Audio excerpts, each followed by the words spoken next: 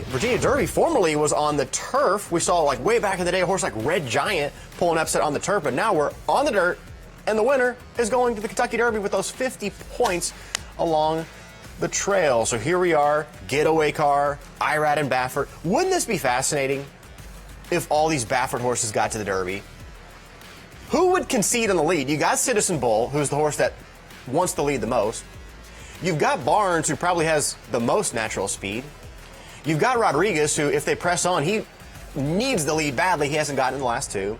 And you've got Getaway Car. I mean, you could argue that Baffert probably has 4 of the 6 or 7 fastest horses in the crop. What if they all made it to the race? That would be quite amazing. But let's focus in on Getaway Car. Gave us a stirring rendition of the Sunland Derby, Baffert versus Lucas. Whether it's 1996 or 2025, it never gets old. And Getaway Car, very fast and sharp, and going to take his talents there to Virginia. And, you know, it's going to be a really interesting setup. Mile and a 16th for the Oaks, and also a mile and an 1/8 for the Derby. But get this, it's a 1-turn mile and an 1/8, which is totally unique. You'd maybe see it at Belmont. You see it in the Saudi Cup. Mile and an 1/8, 1 turn, and Getaway Car is going to be a colt by Curlin. And I've done some research. I'm going to give this to you on Tuesday when we do our By the Number segment that morning, and it pertains to Curlin and his success, speed figure-wise, in the Kentucky Derby Trail. And I'll go ahead and give you a hint. The 108 buyer for journalism, the son of Curlin. Let's just go ahead and say it stacks up well in the history of Curlin's leading up to the Kentucky Derby. I'm going to have more on that coming up this week, but I think you're going to like the profile here of another son of Curlin. Talking about Getaway Car. And when you look at Getaway Car, the horse, all 3 wins have come gate to wire. And also, he doesn't like playing around. He doesn't like just having the lead by a little bit. No. All 3 of his gate to wire wins, he had the lead by at least 1 full length early. Now, in the Saudi Cup, I really believe, I'm always looking for closers in the Saudi Cup, because a mile and an 1/8, 1 turn, which is what we're going to see here, you run forever until you hang the one and only Louis in the race. So it is a lot of heavy lifting when you're going to try to carve out the lead on the front end. But let's go ahead and show you this backtrack from the Sunland Derby against Caldera, who was pretty well regarded for my racehorse, and they're going to slug it out. As a matter of fact, if you look in the chart, Getaway Car was passed here mid-stretch by the Big Gray, but you know Bob Baffert is really tough to pass under any circumstance, and Getaway Car battles back on. Juan Hernandez has been riding, but Irad Ortiz is going to be riding on Saturday, and Irad Ortiz just went gate to wire in the Tampa Bay Derby with Owen Almighty. This was a bob that probably took almost 10 minutes to decide. And to be honest, I think the Gray, Caldera, had the body advantage, but Getaway Car got the nose advantage. And Getaway Car's a little bit of an atypical Curlin. He's not the biggest son of Curlin, but he demanded $700,000 there. But enough on the favorite. John Hancock, he's looking better after yesterday. John Hancock just beat Owen Almighty, who aired in the Tampa Bay Derby. And then Rapture coming along pretty quickly for Team Justify, Windstar, and China Horse Club. They have Rapture winning by 6+ lengths. But Christina and Simon, when we look at the Brad Cox charge, where do you see John Hancock stacking up?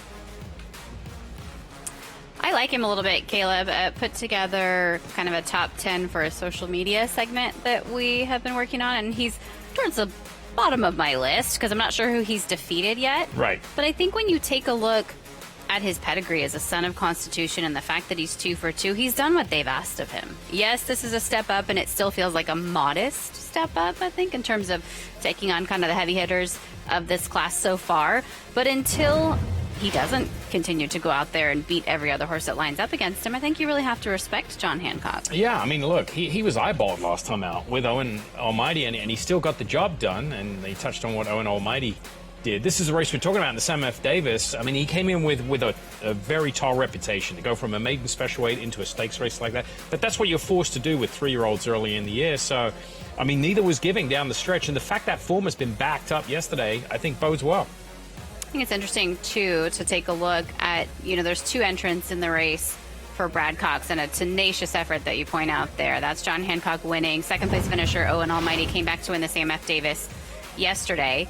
Flavien Prat really has become one of the go-to riders for Brad Cox. Brad with 2 horses in here. But Brad Pegram is the agent for both Mike Smith and Flavien Prat. So Flavien goes to Rapture, who's at 5-1, actually a higher choice on the morning line. And Mike Smith making the travel to ride John Hancock. I can't say that I've seen him teaming up with Brad Cox too often. Not too often, but yeah, that's what you do this time of year. You'll go anywhere, so it's the beauty of having 2 jocks like that. Rapture is a horse that Dave really likes. Right. Dave Weaver has been talking about Rapture for a long time. This horse was second first time out at Gulfstream going the 1-turn mile.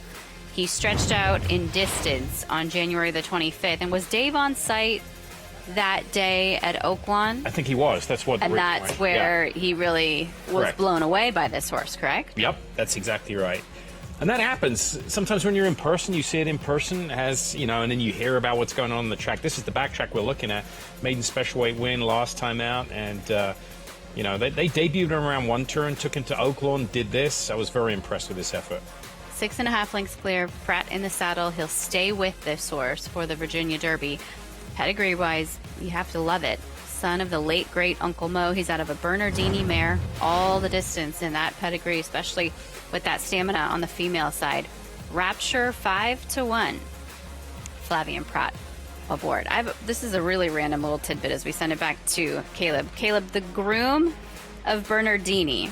His name is Jose, and I don't know his last name.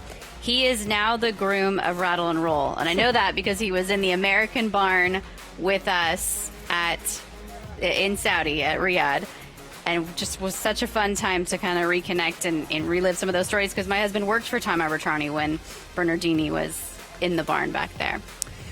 Wow, amazing stuff there. And I had a chance to hang out with Javier Castellano one morning at Keeneland, and Javier told me the best looking horse he ever rode, he said by a mile, was Bernardini. And then he literally talked for like 10 minutes about how perfect the confirmation was for Bernardini. But, in terms of this race, unfortunately the newspaper industry is maybe not what it was in the digital age some 10, 15 years ago. But occasionally there's a horse that literally the potential winning headline just writes itself. So if John Hancock were to win the Kentucky Derby, of course, the next day the headline would read a signature win there for the Brad Cox charge. But let's focus in on who John Hancock beat, and that is Owen Almighty, who again yesterday, let's go back and watch this race in the Tampa Bay Derby, won for fun. Now here's a stat that's going to be hard to believe. Owen Almighty is a son of Speightstown. Speightstown was a Breeders' Cup Sprint winner. He's been one of the most amazing stallions. Speightstown has never had a Triple Crown race starter. Derby, Preakness, or Belmont. And here's a horse by Speightstown who wins for fun. They're already talking about going to the Pat Day Mile. And I will say this with Speightstown. Let's go back to that wild year 2020 of the pandemic. Well, Speightstown did have Charlatan, who might have been the most speedy horse on the trail. He won the Arkansas Derby, but they didn't run the Kentucky Derby in May. And Speightstown would have kind of lifted that lid on looking for that first Triple Crown race starter.